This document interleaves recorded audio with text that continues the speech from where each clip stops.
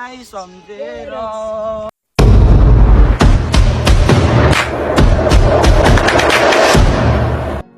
Hello नमस्ते सबैजनालाई स्वागत छ आजको मेरो ब्लगमा। आज चाहिँ हामी तबदेखि कोलसम यात्रा गर्दैछौँ।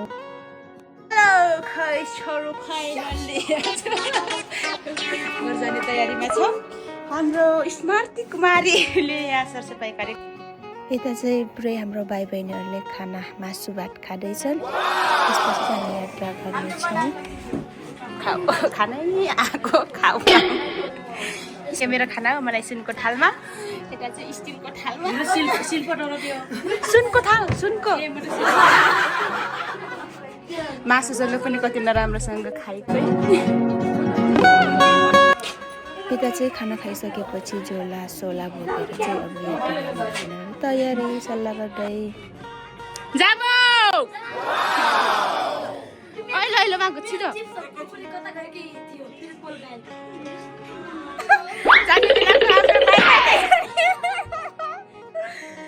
अनि अब निस्किन लागेको दिलपुरीले बाई बाई गर्दै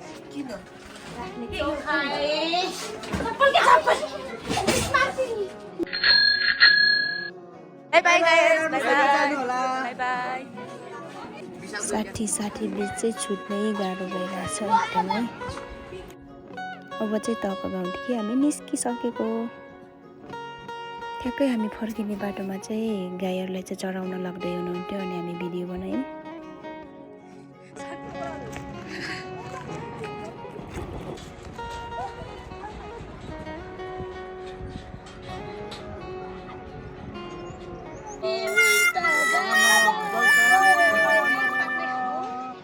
सानो तिमीलाई सम्झेर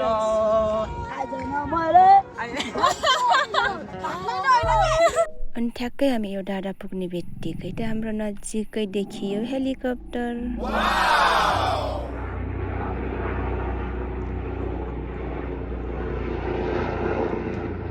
एउटा चाहिँ हेलिकप्टर हेर्ने दर्शक महानुभावहरू हो।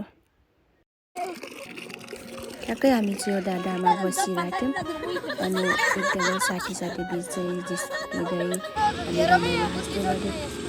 बाटोमा जिप त आयो टक्कै प्याक भएर चाहिँ आएको थियो अनि फेरि अर्को जिप आएको थियो कि त्यो पनि पुरै प्याक। तर उसले चाहिँ एकछिन चाहिँ रोक्यो तर ऊ चाहिँ सामान मिलाएर फेरि गइसक्यो। अनि यता चाहिँ पुरै हाम्रो भाइहरू चाहिँ गाडीमा जाने भनेर चाहिँ तर पालै पाइनौँ। हामी दिदी जाने सल्लाह भयो फेरि। त्यसपछि हामी हिँड्दै गयौँ अनि बाटोमा चाहिँ हाम्रो रोशन भाइको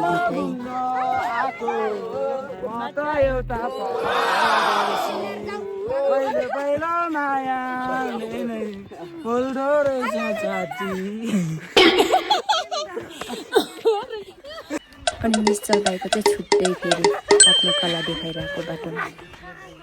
यसरी नै हामी बाटोमा चाहिँ एकदमै रमाइलो गर्दै आयो। हाम्रो रोशन भाइको चाहिँ गीत फेरि आयो है त।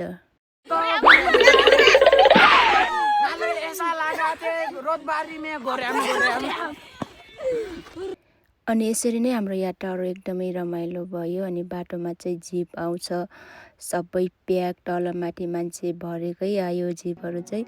अनि हामी हिँड्दै गर्ने बाटोमा चाहिँ लालीगुँडा सबै ओइलिसकेको थियो।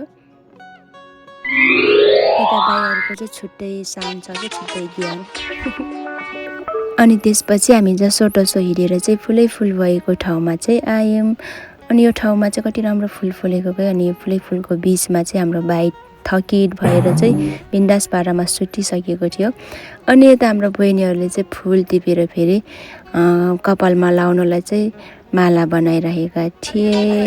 यता चाहिँ हामी दुईजना फेरि हाम्रो काम यस्तै हो। हामी दुईजना चाहिँ जहिले गऱ्याङकै बारे बहिनीहरूको कला प्रस्तुत हुँदैछ। यता हाम्रो ब्युटिफुल बहिनीहरूले फुल बनाउँदैछन्।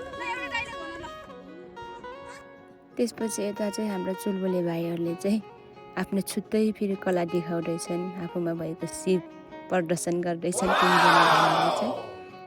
अब यता चाहिँ डाइलेक्ट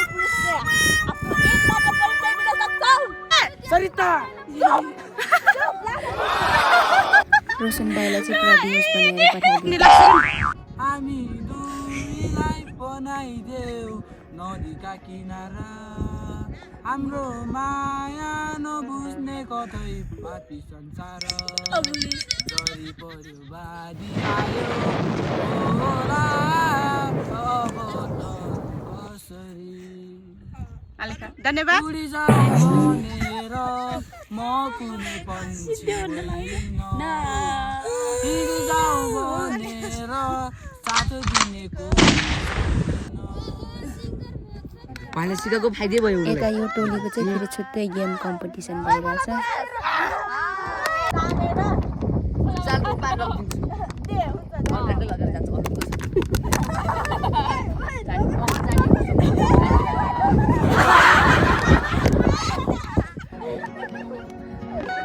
त्यसपछि फेरि हाम्रो यात्रा सुरु अनि बहिनीहरूले फुल टिप्दैछ मैले बाटोमा देखेँ कस्तो राम्रो फुल फुलेको थियो क्या अनि यता चाहिँ फेरि अब छुट्टै छ है कार्यक्रम अब हेर्नु यहाँ रमाइलो हुँदैछ बाटोमा चाहिँ बाजे भेटियो रे अनि भाइहरूले चाहिँ पुरा बाजेसँग आशीर्वाद दिँदै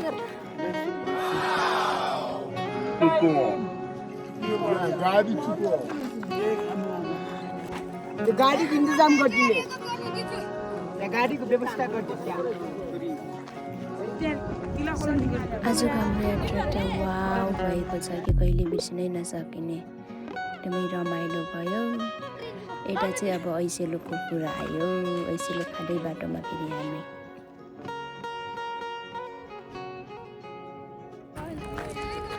फेरि चाहिँ हाम्रो यात्रा सुरु यात्रा त कति धेरै लामो यात्रा गरिसक्यो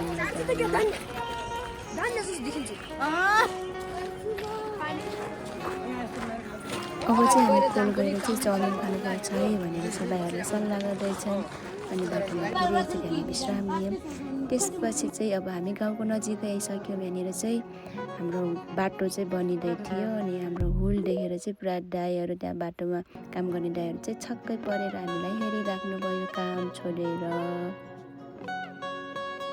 अब यहाँदेखि चाहिँ हामी छुट्टिन्छौँ यहाँदेखि चाहिँ हाम्रो भिडियो सकिन्छ यति नै हो सबैजनालाई tata bye bye see you again